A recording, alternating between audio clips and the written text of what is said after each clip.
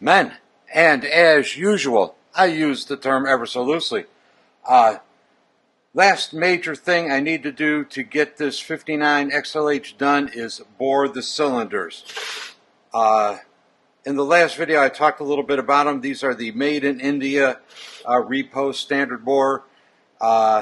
These are V-twin pistons. Yeah, I know, but you know, unless you want to spend big money, you really have no choice. But anyway, let's get these measured up and start calculating, how much meat we got to remove, etc., etc. This is a 3 to 4 inch micrometer, so I'm cheating a little bit because a 900cc engine is 3 inches nominally, but in reality the piston is less than that.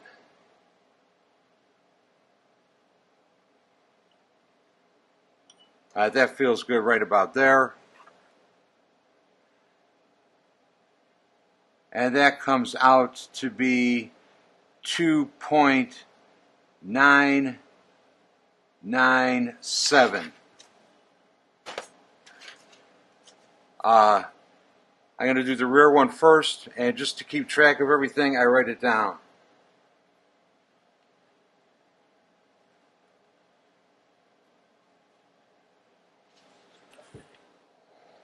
Next step is to zero the dial bore gauge. And like I said, this technically is not the right micrometer to be using, but it sort of doesn't matter because all I'm using it for is to zero the dial bore gauge.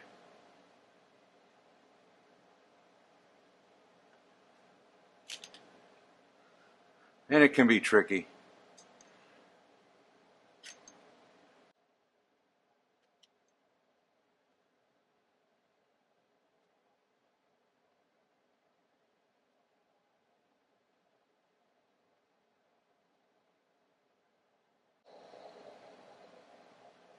Okay, the dial bore gauge is zeroed.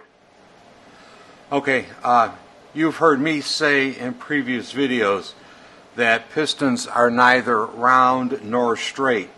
So we measure across the thrust face about a ½ inch up from the bottom, and I come up with that 2.997 number. Turn the piston 90 degrees,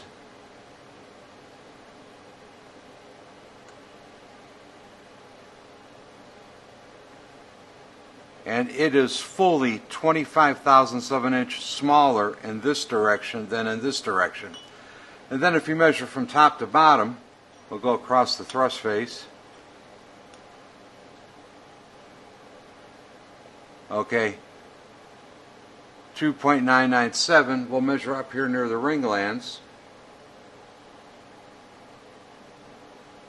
And it is fully, about 20 thousandths smaller at the top than it is at the bottom. So neither round nor straight. That's the way they're designed. So let's double check our 2.997 number.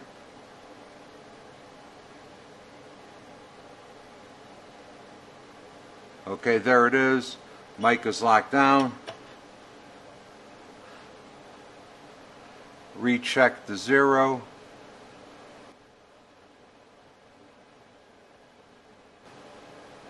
Alright, so I'm good to go.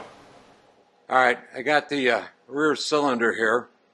We're going to stick the dial bore gauge in it and see where it's at.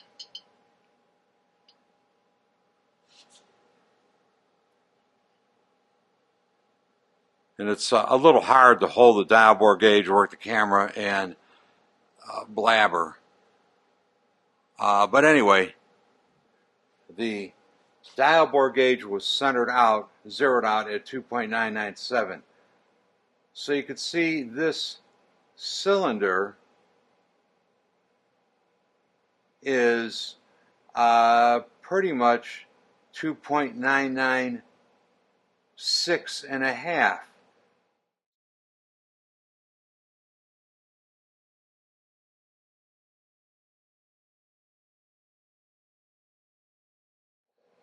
so it's just a little smaller than the piston is. So I need to remove about 3,500 worth of material from that. That's really too small of an amount to take off on the boring bar. So I'm going to hone this to size.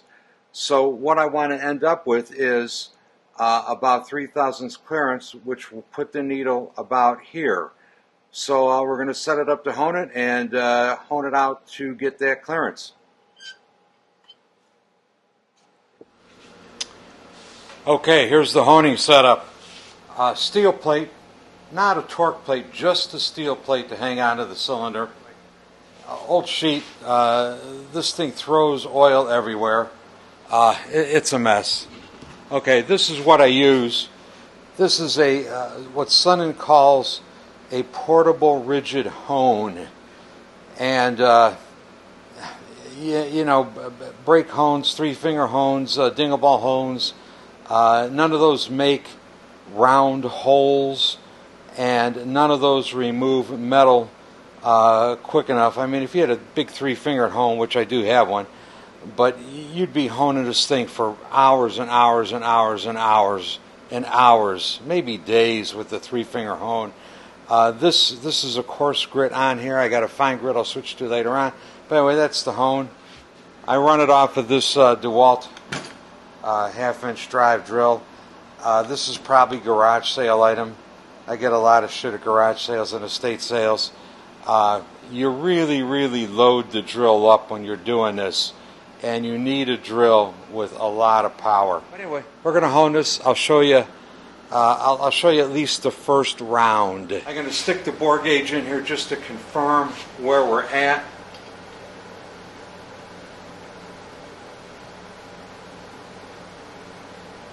And this jug is like at 2.995, very close to 3. I want to get it out to 3.00, 2.5 or 3. So I got about 3 thou to remove on this, 3.5 thou to remove to get it where I want it to be. And I think I said earlier that I couldn't do it on the boring machine. I could do it on the boring machine, but usually when I'm boring them, I stop a couple of thousandths before the target size and then hone it the rest of the way. Well, I'm already within a thousandth or two of an inch of where I would stop anyway, so there's no sense doing the extra setup time to put it on a boring machine when, you know, that extra thou or two that I got to take off with the hone isn't going to take that long. It'll take less time than it takes to set this up in a boring machine. Okay, the camera is well back from this because this is going to throw oil everywhere. But anyway, I'll do, like I said, at least the first round or two so you can see how it goes. But you shove the hone in there, turn the knob over here and the fingers expand out. Use a lot of oil. If you don't use a lot of oil, the stones will shatter, and I'm sure that will ruin a cylinder pretty quick.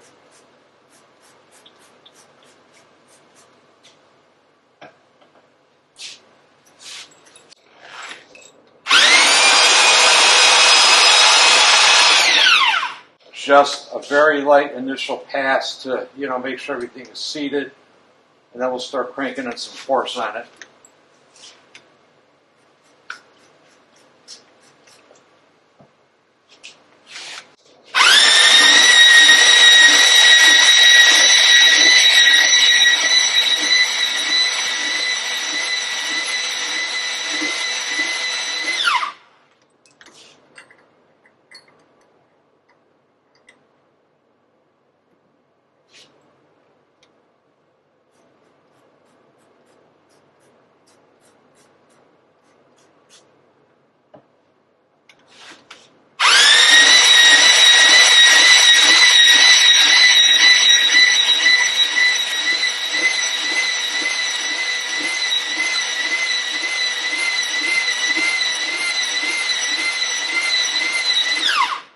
All right, let's see if we moved any metal yet.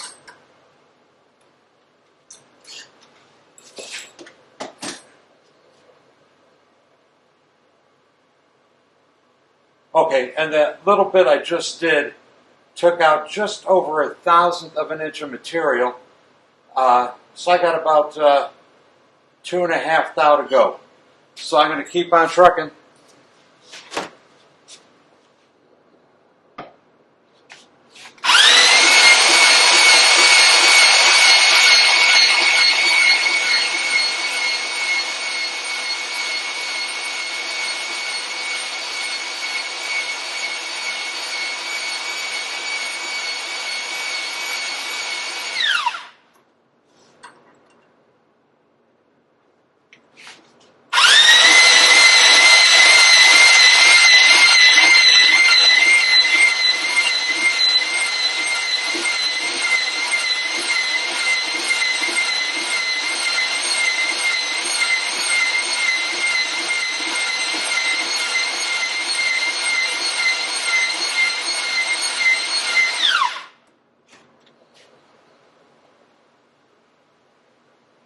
All right, I got about another 1/1000th to go. And yes, I do check up and down the bore to see if it's going evenly or not. And I can tell you right now, I have not bored as much off the bottom of the stroke